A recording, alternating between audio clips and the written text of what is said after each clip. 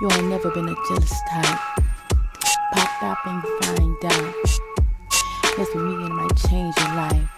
It gets real and it's so feeling tight. Cause I'm coming with the real. You know I like to chill. Baby, keep it real. You know how you feel. Ain't no changing up, ain't no switching up. Baby, you know how to. How you doing, my pretties? How you doing, my lovelies? How you doing? How you feeling? Well, now that I know you're doing pretty lovely, let's get into the spur tea on me. Okay? And just so y'all know, you don't have to go to the gym to get your workout in. Okay? I have a couple moves that I like pop, pop, pop. And baby, I'm in there. Okay? And if you just want to wind down and still get some kind of workout in, baby, just get you a good couple stretches in. Okay?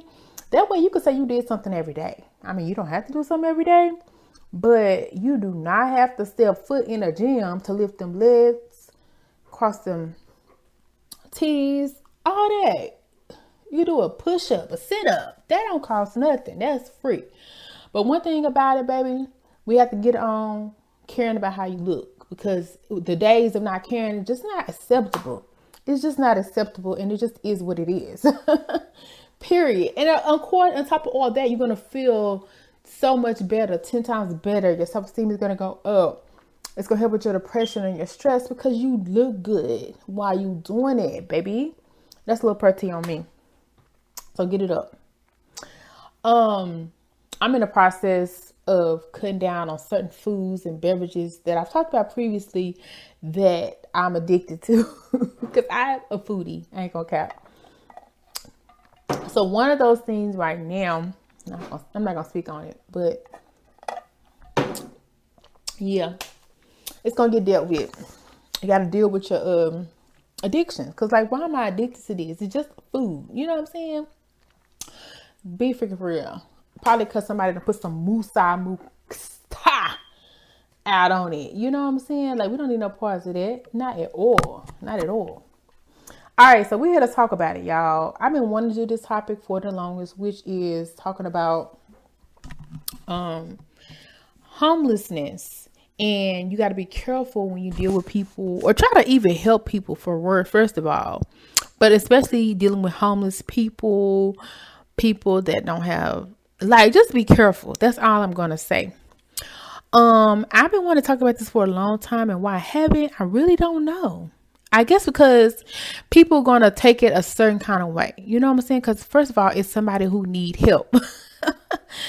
And I'm not saying that everybody who's homeless don't need help. But there's some people out there, people who are homeless.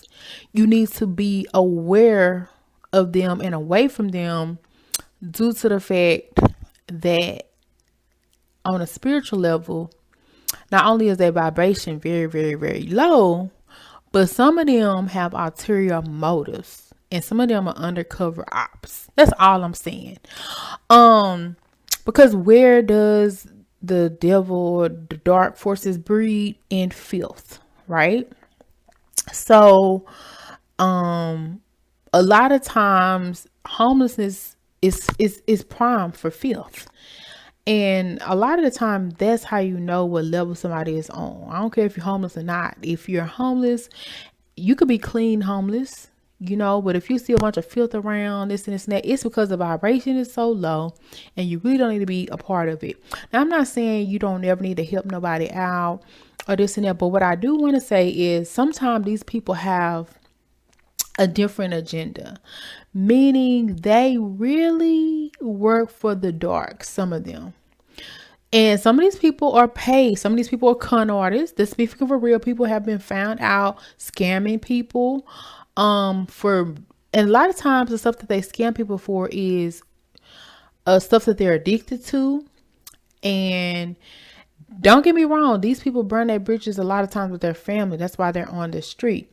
These people have hit the lowest of low because they chose the addiction over their love, their life, or whatever. And addiction just winning. And that's a battle that they're going to have to deal with on their own, period. And a lot of times, no matter how much money you give them, it's still going to feed their addiction. And that's not even part of the solution, right? So let's start there.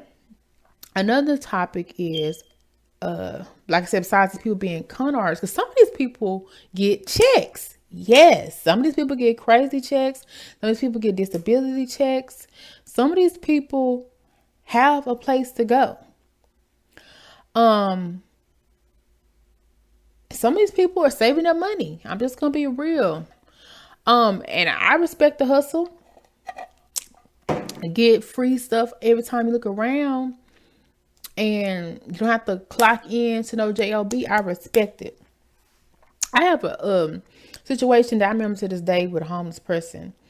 And it's crazy because it really shouldn't be talked about, but I'm gonna talk about it because we at his house, right?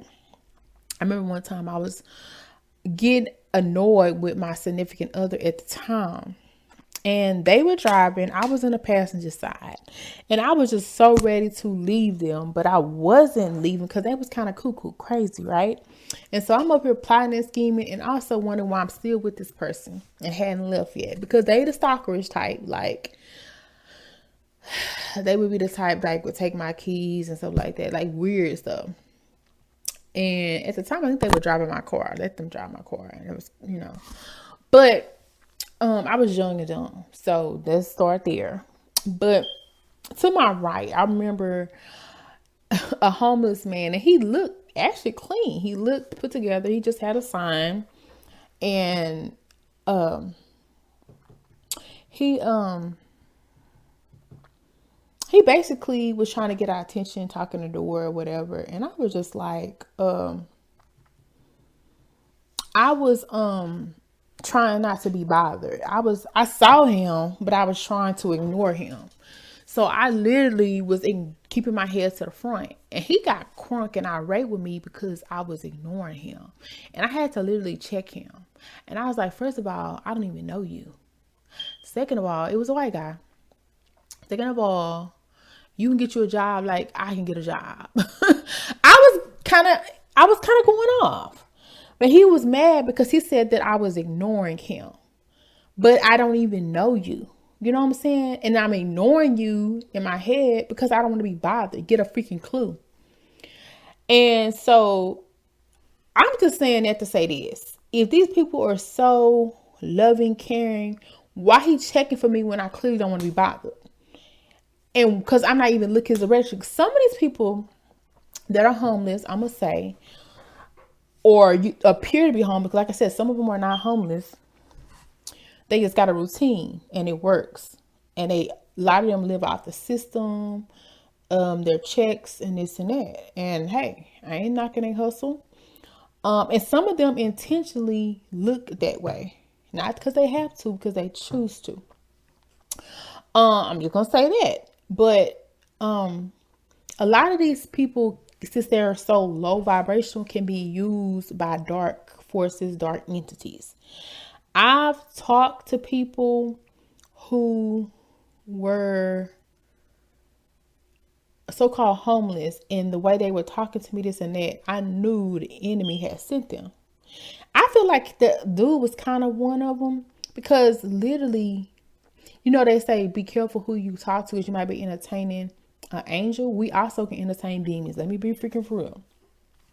Because why was he so animate? Because if somebody is physically trying to ignore me, keep in mind, I did pull up right beside him, but literally, what would it have hurt if I would have kept going? Because you feeling the courage to try to talk to me and you asking me for something, you can get straight cussed out. So all I'm saying is the enemy uses these people sometimes. And to be honest, found out some of these people have sold their souls. Selling souls is actually a thing. And allegedly I've met someone who has. Okay, and said person has done several dark things for the dark side. And for the longest, it took me a while to to recognize it, because I was trying to help the person out. So I would say that some people that you encounter that are homeless work for the devil or dark side because they've sold their soul. So what they have to do, sometimes they do stuff to cause stress on you, put you in harm's way. Some of them do spiritual work on the money you give them. Yes, that's a big one. I was actually watching, I think it's the show, Underbelly? And it was a person that was addicted to, and a lot of them are addicted to stuff. Okay. And if you don't know, the main addiction is alcohol. Okay. I've witnessed that, where people lose everything just because they have addiction to alcohol. And they even say it's a form of dementia that comes with drinking alcohol. And if you don't know, they call alcohol spirits, and they call them that for a reason. Sometimes spirits will inhabit these people. So anyway, the person on Underbelly was talking about the guy was I think he was flamboyantly gay, but he was just moving around. You could tell he was like needing a fix because he was just jittery. And the guy on Underbelly was like, why should I give you money? He's like, you give other people money. You always want to give me money. You don't ever want to spend time with me, because they will leech off your energy. Some of them are energy vampires to where they drain you, and they get, they basically do a service for draining you, stressing you out. And why? It just is what it is. They have a pact. And a lot of times the sell their soul comes for because they tried to take someone else out, or as a sacrifice or whatever, and it ended up backfiring. And so they got the brunt of that, and they ended up having to give themselves. Yeah, I'm just being real right now. Okay. So at least it wasn't the person they tried to take out. It had to be them, because usually they say with sacrifices or whatever, if you don't get the person that was supposed to be sacrificed, sometimes they do their children, family members, random people, but these people end up surviving. So they have to be the sacrifice or give their soul unlawfully, if that makes sense. And part of giving the soul is you clearing your dedication to that entity, right? So you say you're going to work for them, especially if you don't deliver the soul that you said is delivering. Because basically I was in my opinion, supposed to be a soul that was supposed to be delivered. But I'm right here, motherfucker. You know what I'm saying? So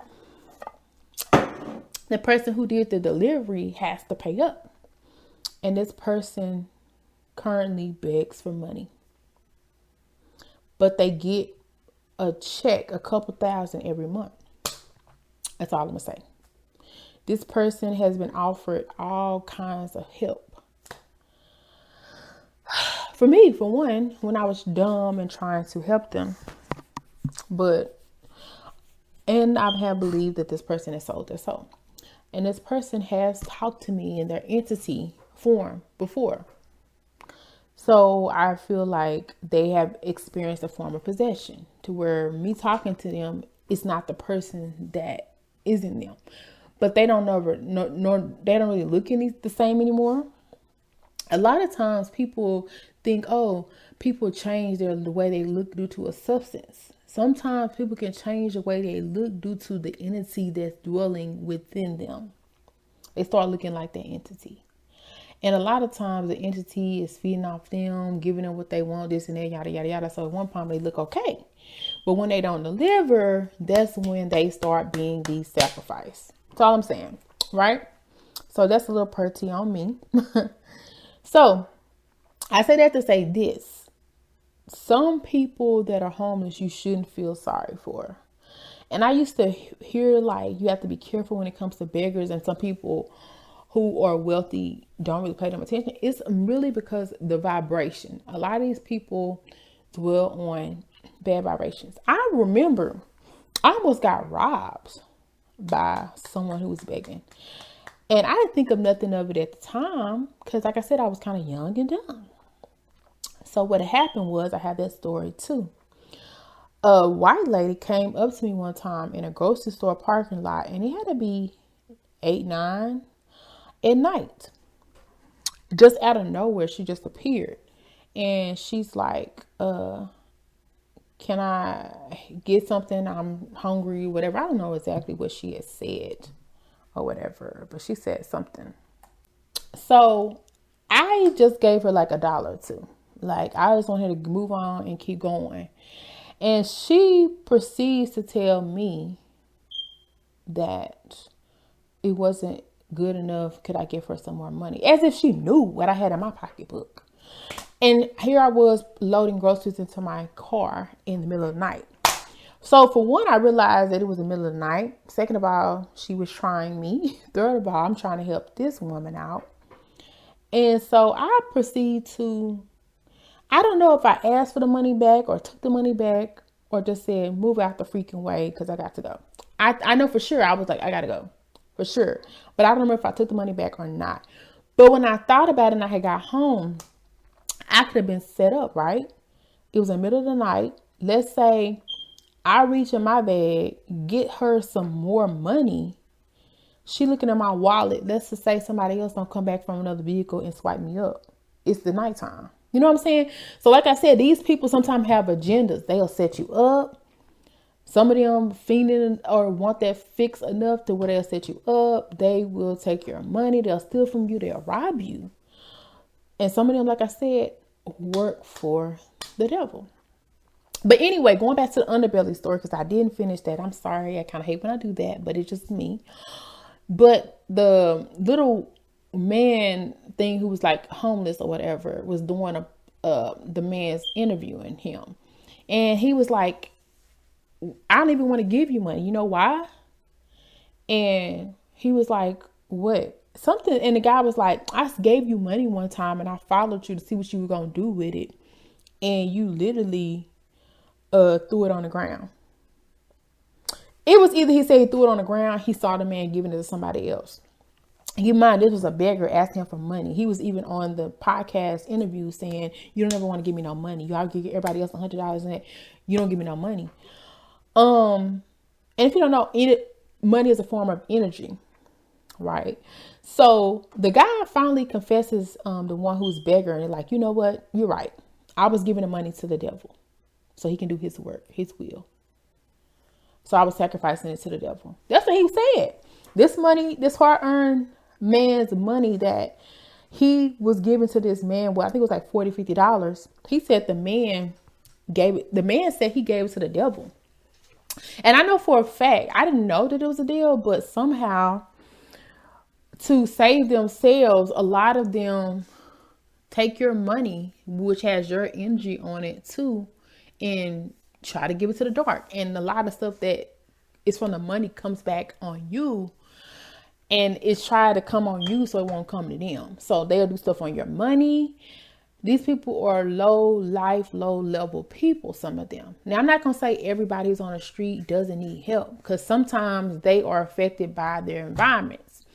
But I will say sometimes people that are on the streets are on the streets for a reason, because they have a mission, and that's their punishment for the life that they've lived. I mean, because I feel like trying to take somebody out is due for some kind of punishment. Because if you don't know, people pop on everybody every day. It's like they have no conscience a lot of times, you know. So at the end of the day, you have to be mindful of who you feel sorry for, who you try to help, because some of these people are not even willing to help themselves, because a lot of these people have people trying to get them off the street, trying to help them, and they choose to live the way they live. And you really can't feel sorry for a person who chooses to be homeless. Now, if they just like it and it's serving them well, I'm okay with that. But I don't feel sorry for you, because sometimes that's the life that you choose. And sometimes in order to get that life, I don't even want to know some of the things you've done to end up where you are. And I just wanted to say that, because I do feel like even a person who I talked to within the entity form, who I knew personally, that I feel like sold their soul, they were always asking me for money. And one time I would always give them, I've given them $2,000 before. I've given them $500 here, 300. Like, I was giving this person money because they were related to me, or they were like family. You know what I'm saying? So it's like, who's to say what they did with that? And they still ended up where they are. You know what I'm saying? So I can't feel sorry for a person and continue to be around a person who is vibing so low and living in their consequence, if that makes sense. So just be careful out there. All beggars are not needing of help or deserving of your help, because they are using your money for your own downfall and your demise to appease dark forces to work against you so they can appease their debts.